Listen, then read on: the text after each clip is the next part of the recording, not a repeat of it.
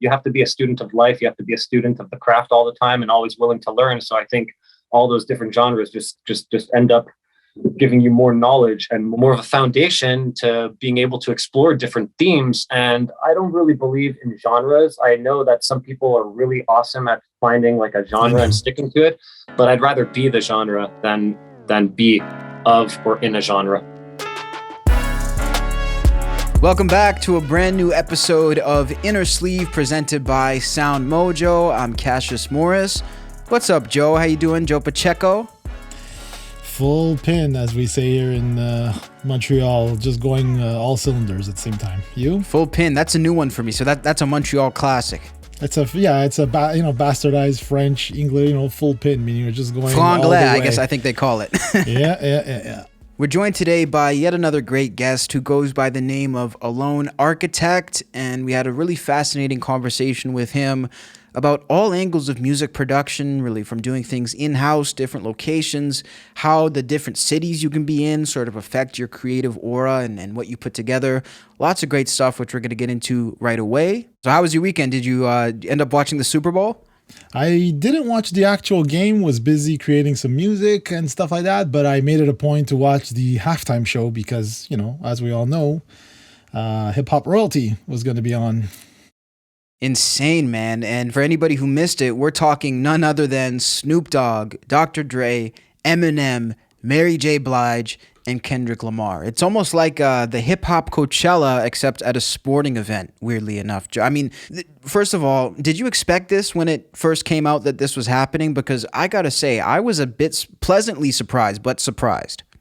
Same here. Like, I don't have any expectations for these things, but I mean, you know what? To be honest, like, it's like, this is really the first time these guys have been on? Like, they're so legendary that none of these guys have been on? Like, really? That was like... That's true. It's almost a surprise. Like, I figured, Dre or Snoop or even like 50, at the time was huge, right? Like 20 years ago. And I'm surprised. Definitely shocked. So I'm glad that it happened, and like it happened in such a cool way, right? With all of them together, representing, what is it, West Coast? Right? That's it. Yeah, it was so funny. I had some friends, they're in the East Coast, so maybe this is why they got mixed up, but they said, I wish they'd get rid of these East Coast rappers. I'm getting sick of this. And I said, well, luckily for you, there are none on the bill. But it was funny. I actually heard that apparently Eminem gave up a good amount of his performance time to allow 50 to do a surprise performance because he was not on the bill. That's true. I didn't expect him. And he's an East Coast rapper, so there's the one. There's the one. And he came in like upside down. That was interesting, right? That's it. As an homage to his original music video. And I mean, you got to think about it, Joe. Like, for me as a hip hop fan, at least, like, this really gave me close to the chills in a way, because when you follow the quote unquote family tree, Dr. Dre discovers Eminem. Then they joined forces together to discover 50 Cent. And then later down the line, Dr. Dre discovered Kendrick. So it really was almost like a strange family reunion of sorts. Yeah. Like, I was watching this as someone who's like been around since all these guys have been there. I've listened to a lot of their stuff. And it was great. Like, I really enjoyed the performance. Like, I enjoyed the vibe, like how it sounded and everything. I was just a little bit disappointed, or not disappointed, but expecting more like grandiose kind of what we're used to seeing at, because like everybody complained, or a lot of people bitched about like the Weeknd that said it was boring, but at least he was doing stuff. And this was just more like fixed in one place. The whole time I kept thinking, like, what about the other people behind you? They're kind of just like stuck seeing your back, the whole time. Yeah. So it's a bit like, but I mean, it is the Super Bowl. It's not like we have time to set up a stage that can turn around and all that, but I definitely enjoyed it. No, I think that's a good point, and that was something I noticed. It had a very different vibe. It was almost like a daytime music festival compared to a nighttime one. That's one thing the I lights noticed were on. Yeah, it was just quite a bit different, and that's one thing that I always, when I think Super Bowl, I think people flying through the air. I think a dude, jumping through a ring of fire. But I guess it just goes to show, like, I guess hip hop shows are just a bit different in that way.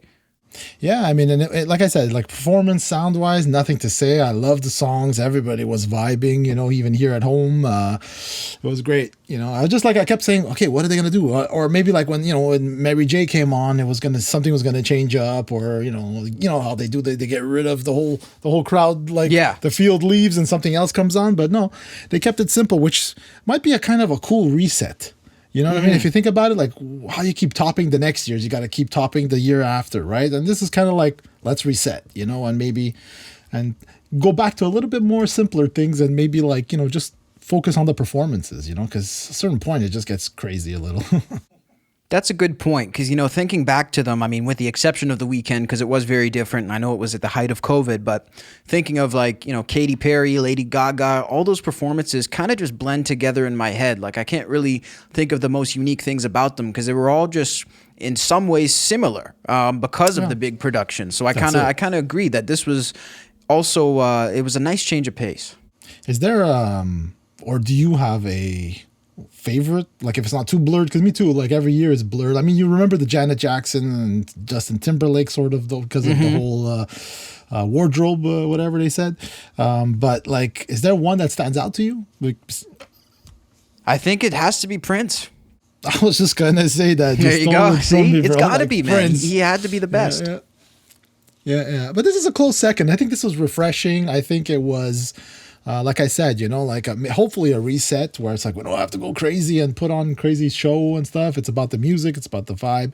I was like wondering, like the whole time I'm like watching and I'm like, is no one really going to like take a knee or do something so that you can sort of see like, hey man, and of course Eminem did and everything. And apparently the NFL was well aware of it, right? Yeah, evidently it came up, and so trademark Eminem, because really, when you're inviting a guy like that to your event, he's going to do what he wants when he wants. And unfortunately, whether you agree with it or not, that is the way Slim Shady is going to be. So it's, I think it's pretty cool, to be honest. It's not even about how people feel about it. I respect the principle that he says how he feels. Yeah. And what about Mary J, man? I thought she was really good.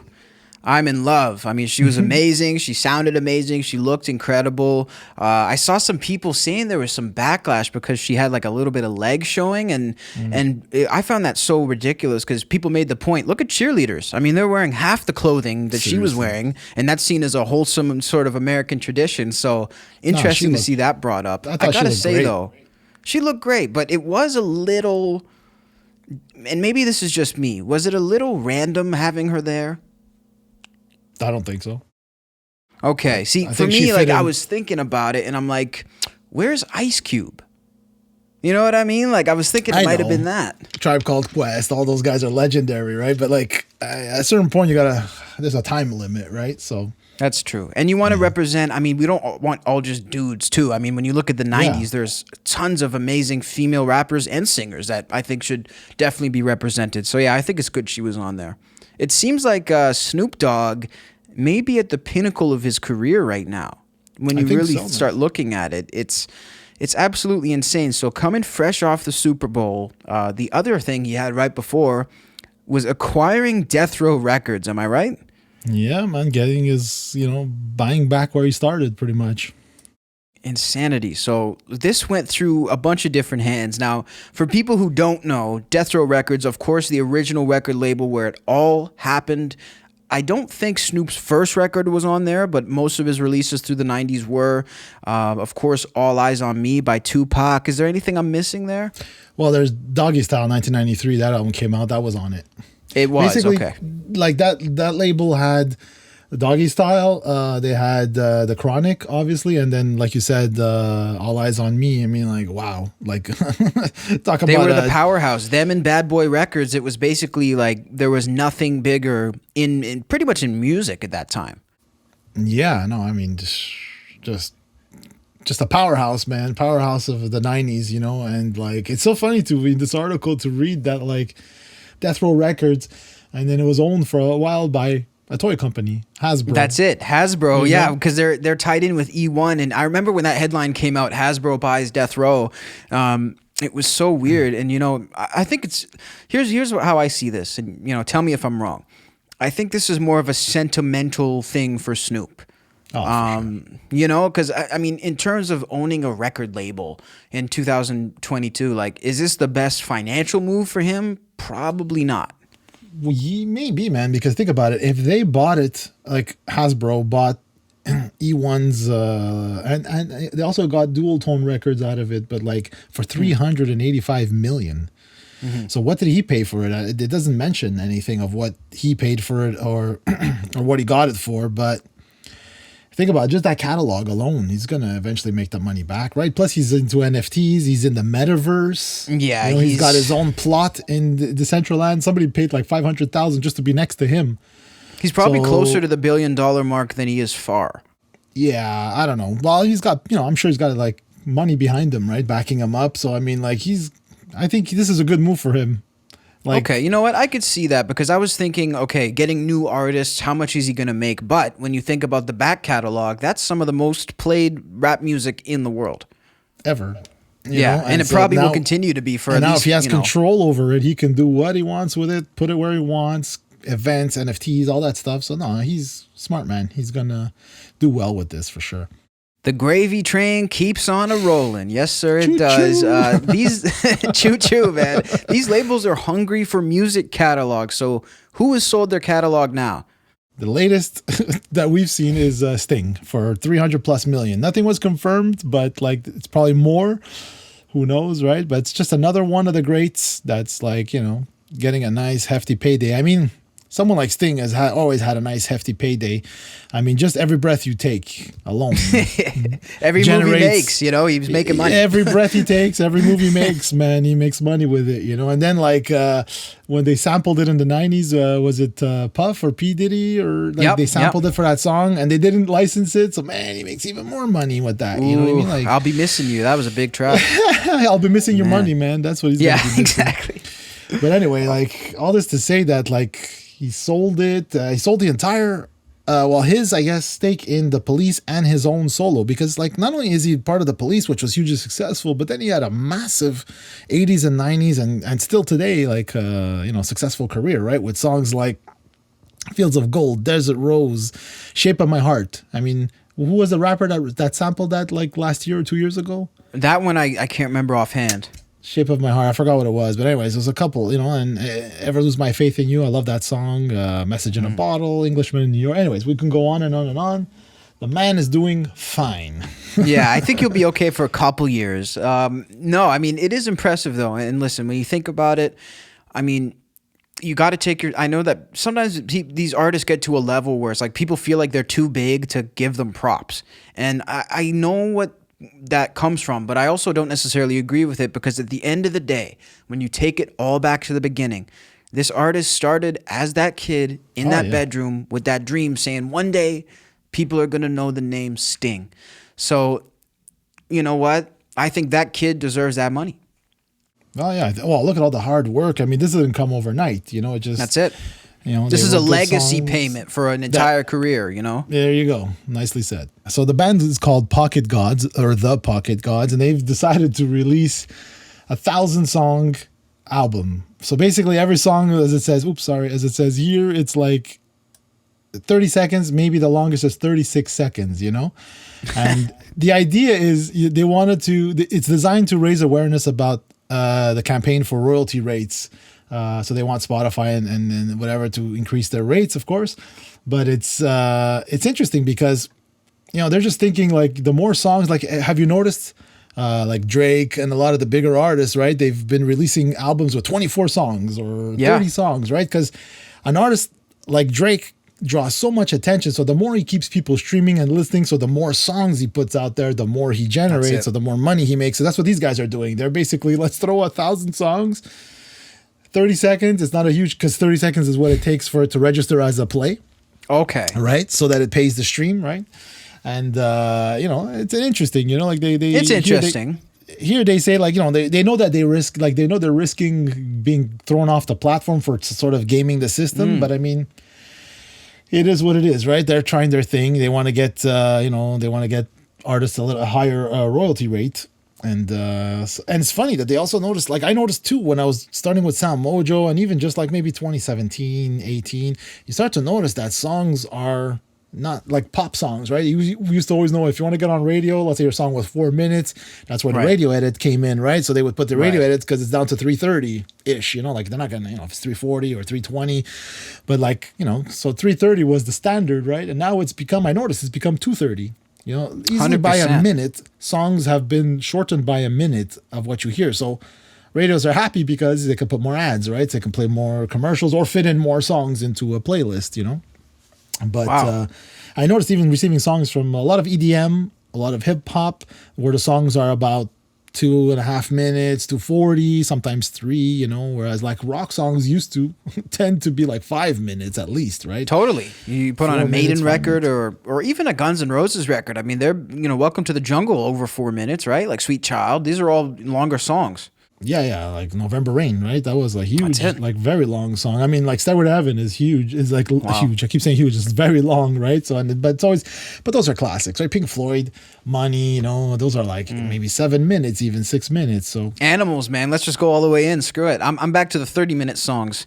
Yeah, that's it. That's the only way to go, man. 30 minutes. Yeah, it's songs. A good. You raise a valid point though, because I have been thinking about this because like I listen to a lot of different stuff, a lot of current stuff and a lot of older stuff, and when I have it on shuffle, sometimes like a Stevie Nicks song will come on, and after about 3.5 minutes I'm sometimes like, oh, the song is still playing, that's odd. But then I'm like, oh, it's not odd, we're just in a new world where songs are getting shorter.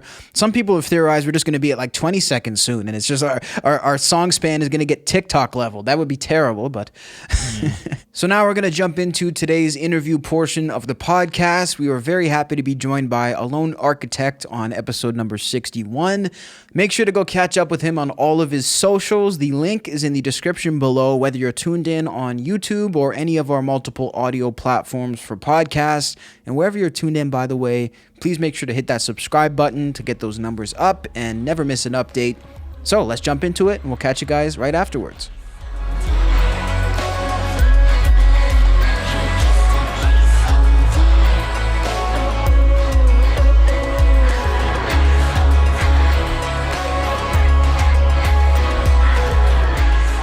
We're back with another awesome special guest right here on Innersleeve. It's a pleasure to introduce Alone Architect to the show. What's happening, man? What's up, guys? How you doing? Thanks doing good. We really appreciate you coming on.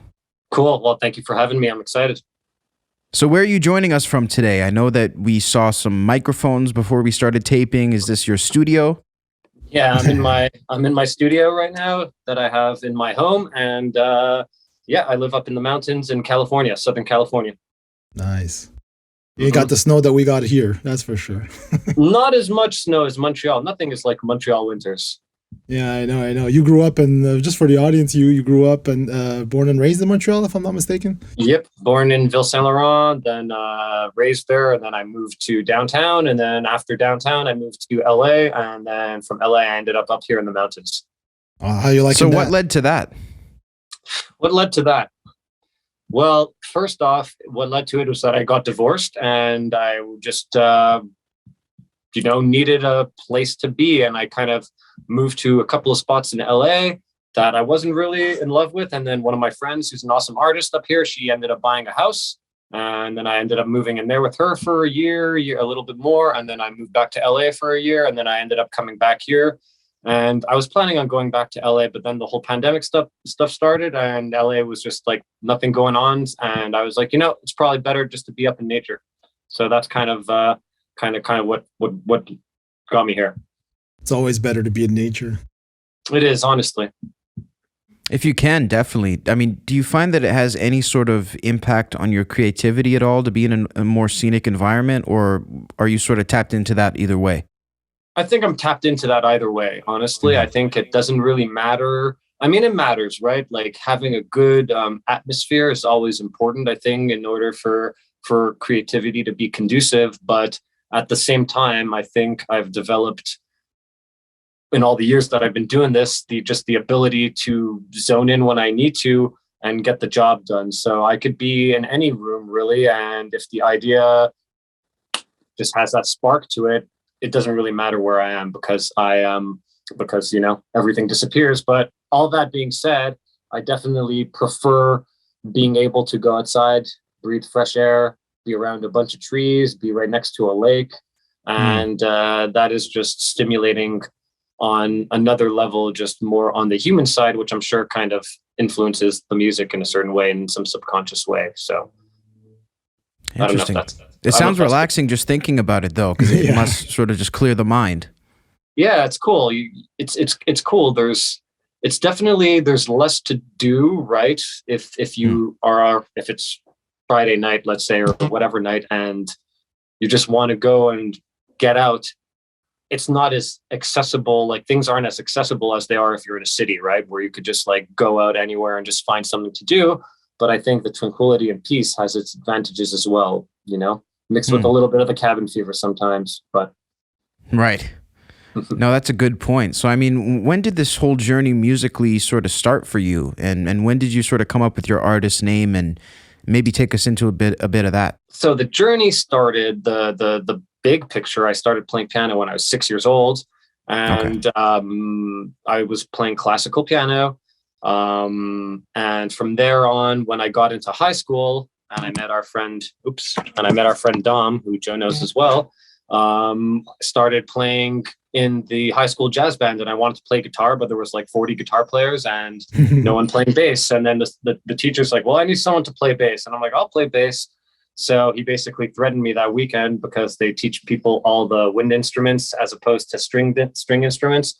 He basically said, if I see you're not practicing, I'm going to make you play trombone. So needless to say, I took the bass from the school home, and I practiced my ass off because I did not want to play trombone.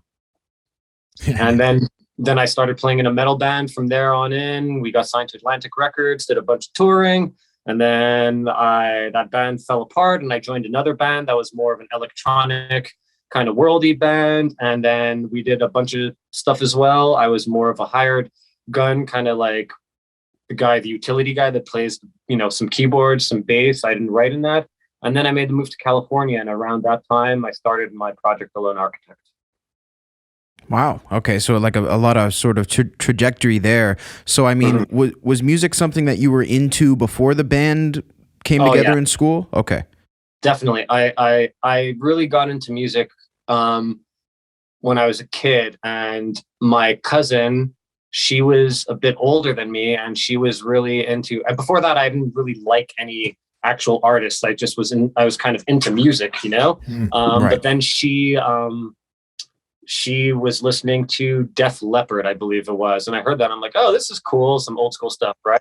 And then she kind of switched from Def Leppard into Guns N' Roses, which was a little bit more edgy and a little bit more gritty and not quite as polished, I guess you could say. Yeah. You know, not all those cascading harmonies and whatnot, and a little bit more raw, a little bit more attitude. And that just, that was it. I was like, oh my God, this is amazing. And then from there, you know, that was the first band that really probably marked me hard was GNR.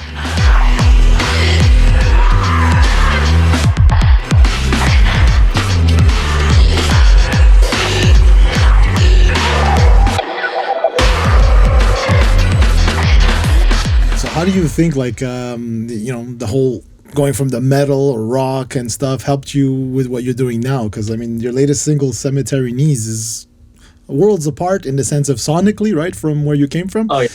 But I can hear all the metal or the rock and all those elements in there, and it just packaged differently, right?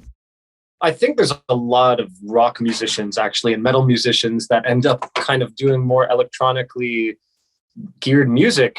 And it's kind of interesting because there's so many producers that come from a metal background that are doing some kind of electronic music. So I think, you know, it's about just being curious, and I don't really like one genre of music. I'm just really an avid fan of music in general. Obviously, I'm particular and I have my tastes and I have my likes and whatnot, but that doesn't necessarily span, like, it doesn't necessarily stay fixated within one genre. So I think it's just good to be diverse. It's good to kind of like, it's all like, you know, you have to be a student of life. You have to be a student of the craft all the time and always willing to learn. So I think all those different genres just end up giving you more knowledge and more of like more of a foundation to being able to explore different themes. And I don't really believe in genres. I know that some people are really awesome at finding like a genre and sticking to it, but I'd rather be the genre than be of or in a genre. So I think that was basically very,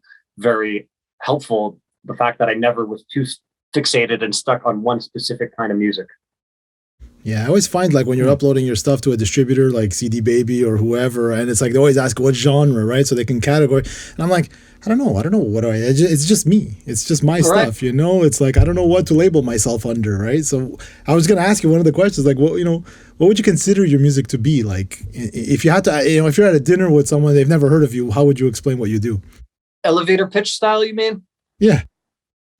Well, I think it's changed a little bit since I started singing last year. I destroyed that limiting belief. I had like this belief that I had a bad voice and that it just didn't sound good. So I'd write a lot of melodies and I'd collaborate with people and be involved in the lyrics, be involved in the melodies, but I didn't really have the belief system to kind of give it a go myself. So I think since I've done that, it's changed is what my point is. I guess I would tell people it is somewhat moody electronic music, but not dance music, more song-based. Yeah. Moody and darker, and kind of cinematic electronic music. Yeah, there you go. That's pretty good. Definitely cinematic, that's for sure. No, I could see that. I mean, how does it work for you in terms of mixing the genres? Like when you're making something more electronic influenced, are you listening to a lot more electronic, or are you listening to like the opposite when you're making that?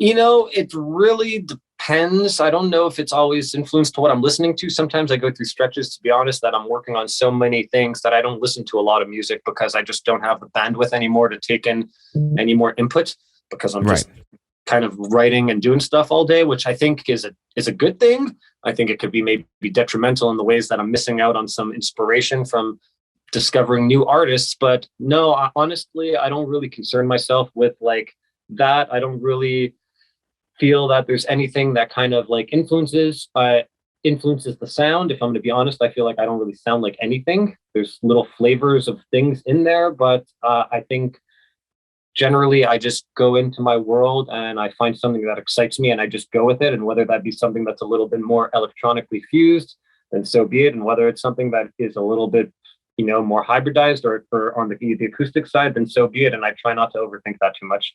I try not to overthink where it comes from, So, we all have influence. I take influence from film. I take influence from anything, but really, it's, I think the most recent artist that's been inspiring me has been Sega Bodega. So maybe some of my next kind of, the next batch of songs I'm working on might have some kind of a taste of that.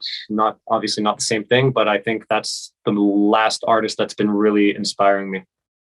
Interesting. And what would you say the main theme or topics that you tend to, lean on to write your music or that your songs are about? Lyrically, you mean? Yeah, lyrically, or even like, the sound of it, the vibe, I think they're all just, a lot of them are self-reflections. A lot of them are reflections on society, I guess. Yeah. So it depends. I feel like my last two, Daddy and Cemetery Knees, have been more of a reflection of the state of affairs in the world over the past couple of years since things have been changing, So Daddy is kind of about daddy governments, just kind of like telling people what to do. And whether you agree with that or not, that's kind of what that song's about. And Cemetery Knees is kind of like almost, it started off as a different theme, again, about the past like couple of years. And that one's funny because the first line in it, and it was written before the pandemic, was I'm getting low on oxygen and I'm getting high off of pathogens. Again, I've got these cemetery knees. And it's like the chorus is like, how did we ever fucking let it come to this? And I wrote those lyrics prior to all that, but the song I just didn't. That was before I got my like confidence in singing. So I was like, how am I going to pull this off? So I kind of put it on the back burner. And then this year I came back around to it and I'm like, did I prophesize this? Because I didn't really intend for it to kind of like be correlative with this, but the lyrics seemed really correlative. So I think they're kind of my reflections over the past 2 years, whereas Ghost is just a reflection of just, being lonely and seeking that special somebody, and like just seeking that person, but you don't really have them and you don't know where they are. So it's just, they're a ghost. They're just like, And you're pretty much doing everything yourself, right? You're like all the recording, writing, mixing, singing now on top of that. Everything all the social, except Wow. mastering, exactly. Yeah. Sooner or later, it swallows you whole. Sooner or later, it cuts to the bone.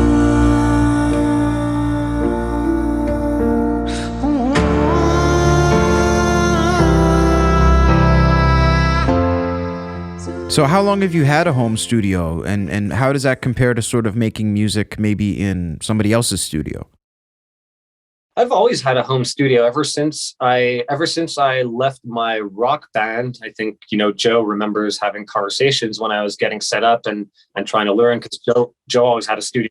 He was the guy that was recording us, Yeah, and I think I actually remember setting up Cubase in your laptop at the time in your apartment at There your you place. go. Exactly. Yeah. Exactly. So that's actually kind of funny little, kind of coming back to our roots here. But Joe used to record my old band like for our demos. So all the demos that got us signed to Atlantic was thanks to Senor Pacheco right over there. There you go. Yeah. So I've always had a home studio ever since that point. And how does it differ? I think the main way it differs is just being familiar with the room. For me, is like really being familiar with how the sound reflects in the room, like from a more technical perspective.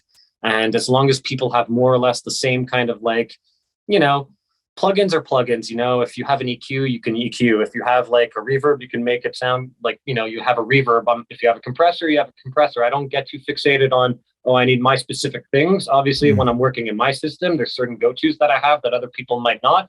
But I mean, at the end of the day, you can mix a record with stock plugins, or if you want to, and you can produce with stock plugins. So I think for me, it's mostly knowing the speakers and just understanding the room that are the most important things.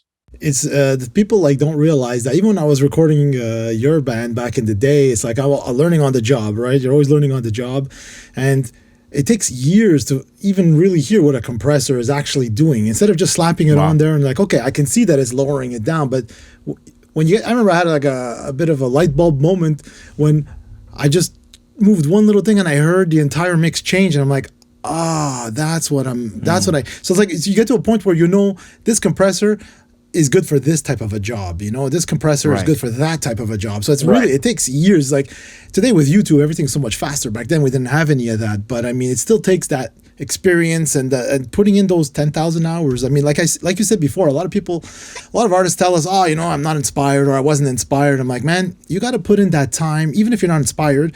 Just know your machine, know your system, know your plugins, so that when it comes, you're just ready to go. You don't have to start looking around for stuff, Yeah, I feel like that's a huge misconception with people. They think you have to have like this fucking inspiration that's coming from God, let's say, in order to get stuff done. But most of the time it's just like sitting down when you're not inspired, or just sitting down and putting in the work and just going through the motions of like trying to be creative. And, some days that's better than others. But, on the days that you're not creative, you can always learn how to like program your synth better. You can always learn how to like understand compression better. And speaking of compression, to get like a little bit more technical and less about, and I mean, it is an art, the art of recording sound, but compression is one of the most complicated and complex things in all of audio recording to me. I think if you can master compression, it's like such a huge chunk of understanding how to mix, how to produce, and obviously how to master, because it's a whole different world, like in terms of the compression. But, I used to use a lot of transient shapers, like not to get too nerdy, but to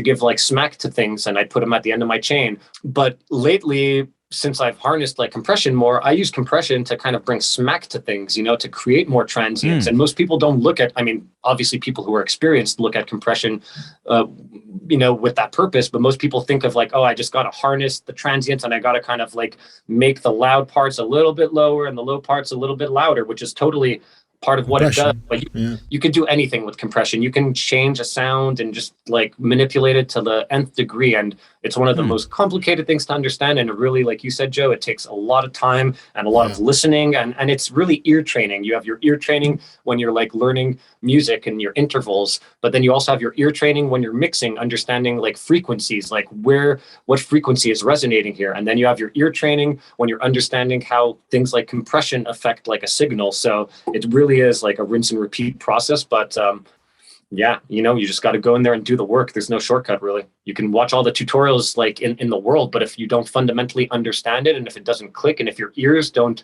learn the nuances, then it doesn't matter.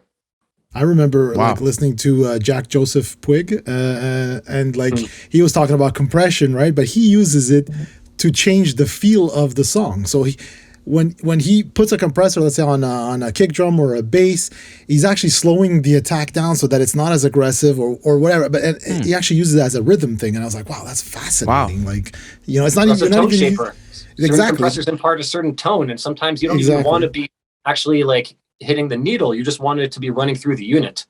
That's it, exactly. Because there's a lot of stuff where you just leave it on and it already makes it sound better. It really makes whatever you put through it already sounds better. Wow. See, this is interesting to me because like this is a world I don't really know about. So I mean, but you guys have put your hours in, and these are things that you found along the way that maybe you wouldn't have guessed before. It really just comes down to doing the work, and putting in the time, and just being willing to experiment at the end of the day. The good thing about music, and I forget who said this. I feel like it was Chris Lord-Alge. He's like, man, we're not like brain surgeons. Like, it's not like every move you're making has like these severe repercussions, life-changing repercussions. It's like, turn the knob to fucking 10, see what happens. If it sounds like shit, turn it back. No one's going to die. You know what I love is like Daniel Lanois, right? We've had him on the show as a guest before, and I remember back in 2008 when I was in all those forums and discussions, groups and stuff, and everybody's like making everything so complicated. Like you said, every move is like, oh, it has to be calculated, and that's why you're doing it. And I remember he was on there, and people asked him questions. How did you get that guitar tone from X Peter Gabriel or U2, and or something like, how would you make this? And he says, in literally one line answer, he said, the best sounding room in my studio is my closet. I put the amp in there. I put a 57, an API 512, and we start recording. And I'm thinking, that's it. That's all it is. Don't go to, we always get ahead of ourselves or, get in our own way, and sometimes you just got to take a step back and just listen to the full picture and like, all right, cool, Yeah, we tend to overcomplicate things, and especially nowadays with like all the plugins and all the things that, producers and whatnot have at their disposal. It's easy to think like, oh, I need this new thing in order to kind of like help things sound better. But it's like, nah, you really just have to learn with what you have and just be creative. And at the end of the day, like, don't overthink things too much. And I've been through that process where I've overthought things, and I've A-B'd like 5 compressors on the chain, and I've A-B'd 5 EQs doing the same thing.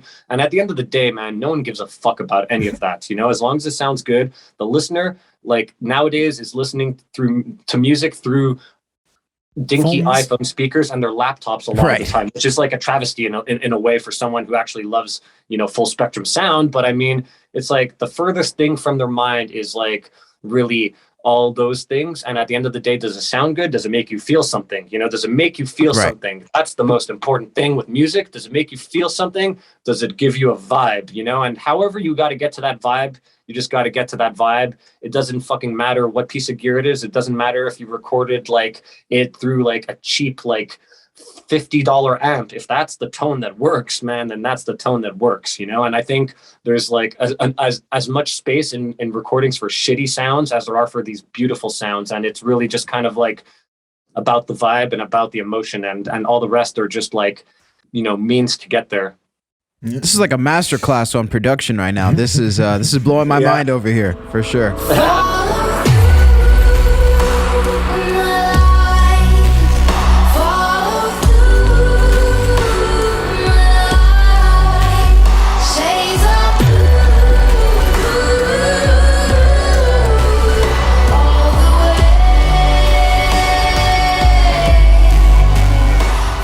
So I want to know, being like someone who has been signed to a major label, been on tours and all that stuff, and then going your own way. So what's it like being, an artist then and now, where you have a lot of control, but it's also a lot more work, right? Yeah, I think, the day of the label, it's such an ancient model. And I think that's what excites me with like crypto and with NFTs and all that moving forward, is that it's a way for artists, that do have like a community already built, or that are building community. It's a way for them to basically, cut out the middleman. And I think a lot of musicians look at getting that label deal as being the be all end all. Maybe not as much nowadays because there's so much ability to do things self-sufficiently. Our experience with the label was not the worst experience, with like every label I've been with. They all have different experiences. With the major, they really believed in us, and for the most part they let us do what we wanted, which was great. But I just think that nowadays, with the self-sufficiency and the ability to record yourself wherever you want, whenever you want, and the access to like all these great sounding like pieces of equipment, it cuts down the overhead of making a record, right? Again, it's all about creativity. So I think, I would choose being independent over being on a label now, or being on an independent like label where I still maintained more of the control as to what the project is than being on a major. But subsequently, I think the future is going towards like NFTs and like and Web3 music based services where you can build community, and both like the fans and the artists can benefit from the exchange in fiscal ways as well as in the exchange, and just breaking down that barrier. Because you look at Spotify and they pay everyone a pittance. I mean, people pay their $10 a month for Spotify, and what did the artists get? 0.0053 cents per stream, something of that ilk, and 10 cents a year.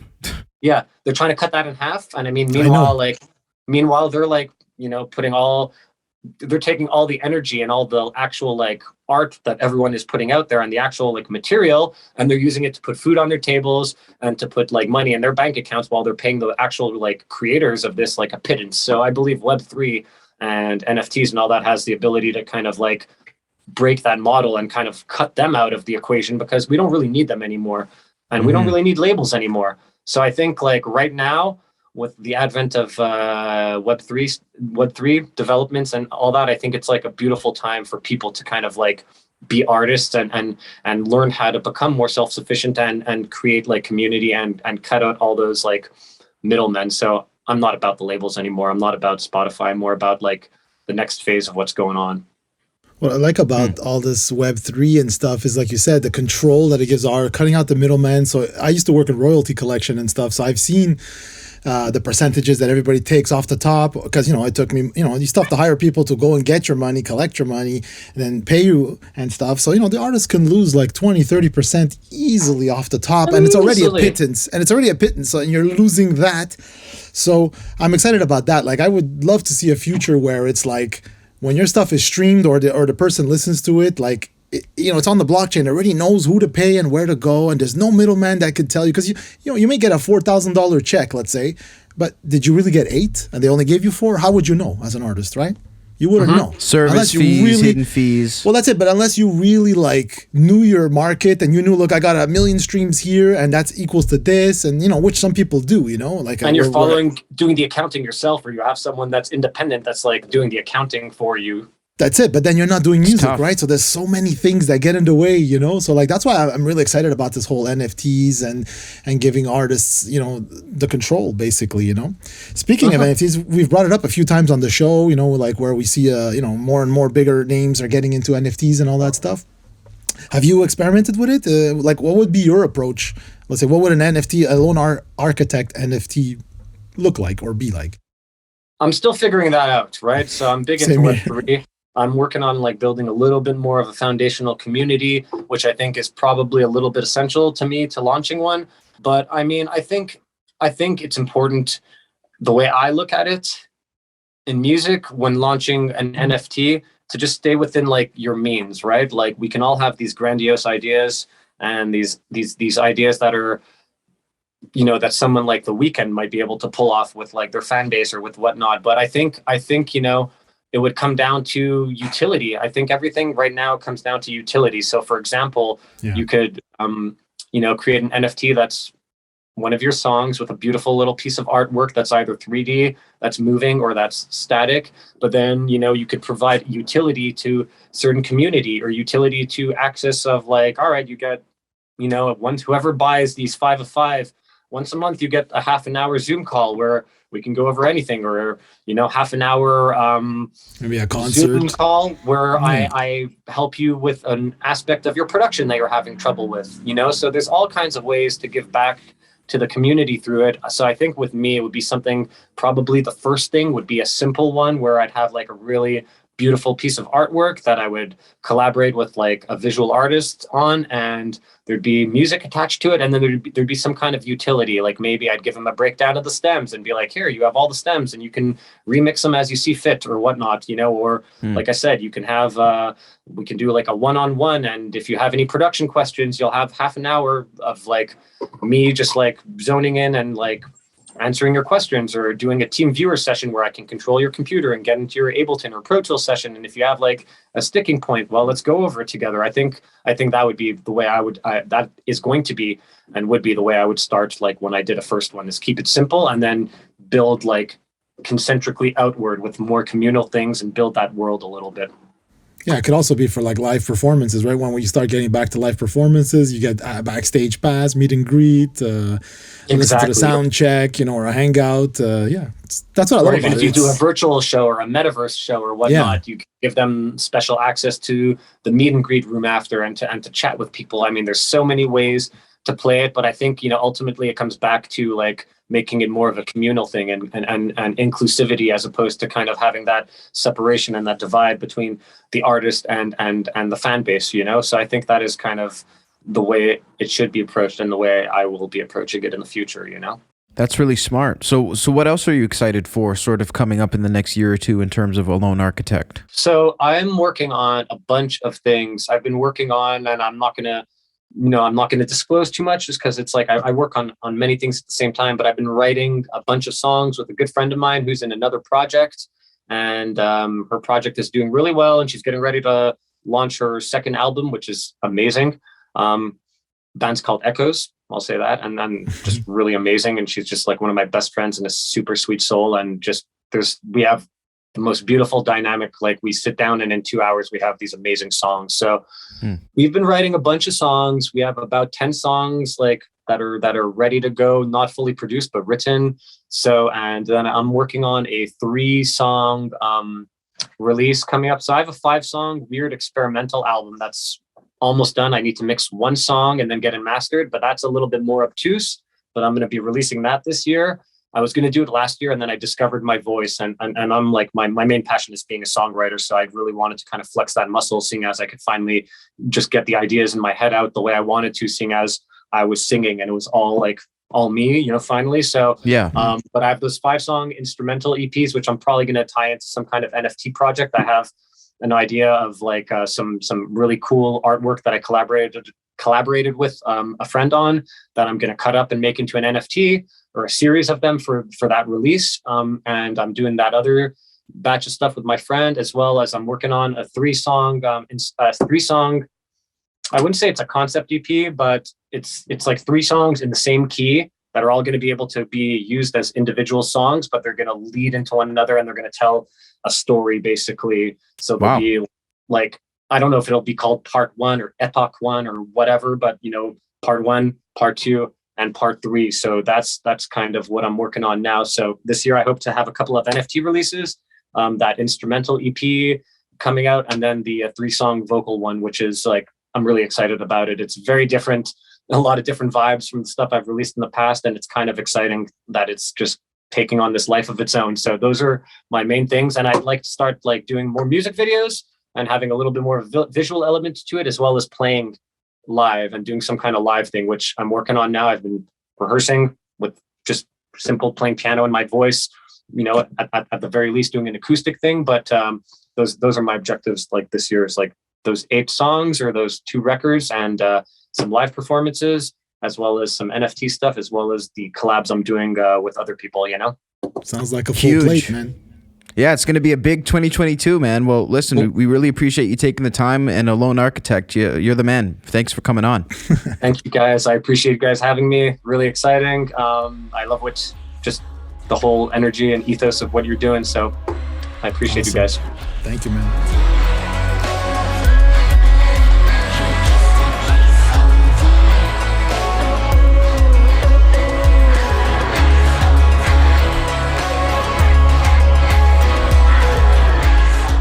I want to give a huge shout out to Alone Architect for taking the time to chat with myself and Joe. I thought that was a really cool conversation. You know, he is definitely an interesting cat when it comes to making music, not looking to, I think he's looking more to innovate rather than recreate. You know what I mean? Yeah, 100%. Like, I mean, obviously, if you watch the whole interview, you know that I go way back with Jeff. But I mean, like, I can't even believe it, to be honest. Now that I think about it, it's like I know the guy for at least 20 something years now, which is sort of weird to say because it feels like yesterday. Right. But yeah, I remember working with them when we were younger. We were in our 20s, and he was always like a fantastic bass player, musician, and always super energetic, as you could tell. He's always got a lot he wants to say. And, he's been signed, he's been on tour, he's been on Ozfest, he's played with many bands and stuff. And then, like, when he started to do Alone Architect, became the whole electronica scene and very, like, cinematic music. And, yeah, I mean, he's definitely wants to be, he said it in the interview, definitely wants to be the genre instead of being part of a genre, right? Exactly. So, yeah. Which makes a big difference. You know, you look at an artist like, a Snoop Dogg, for example. I was just thinking that when we were talking about him, like, that is what Snoop is. He doesn't fall into the genre. He is part of the genre, and there's no recreating it. And I think that's what makes a really special artist.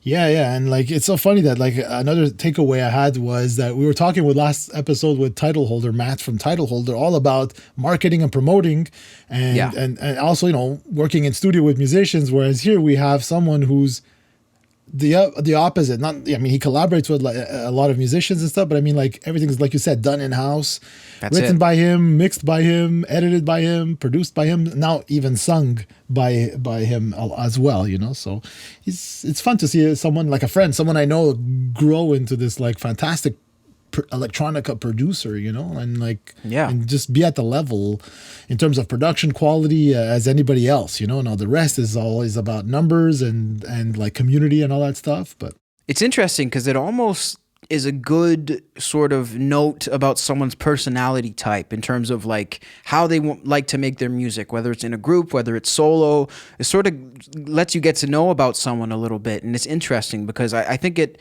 does make a big difference whether you're collaborating in a group or whether you're just doing work on your own. And both of those things can produce some very unique and awesome results. Yeah, and they have like their separate challenges, right? When you're on your own, It's like you can't bounce ideas off someone else, or someone else can't come last minute and say, dude, you should try this. And like, oh, wow, it changes the whole song. When you have a group, you have 5 guys that are promoting on all their socials, the group and all that stuff. And whereas here, you're one guy on his own promoting it all. So everything has its advantages. Then again, he doesn't also have to, no, this is how I want the song. It's not like the drummer or someone else wants, no, I like it this way. I prefer this, or I don't like the vocal this way. So you have 100% creative control. You could do what you want. So pluses and minuses like everywhere, like anywhere else, basically. That's it. And we want to thank Alone Architect for coming on the show again. Make sure you check him out on all of those social platforms that we mentioned before. And also make sure to check out SoundMojo on those very same platforms. We're at SoundMojo on TikTok, Instagram, Facebook, Twitter. And of course, make sure to subscribe on YouTube. We have our posts almost every single day. Polls, community tabs, basically any way we can find out what you guys want to see and hear on our program. We do that, and we're very interactive. So make sure to drop us a comment, tell us what you like, tell us what you don't like. We are all ears. Joe, is there anything I'm missing?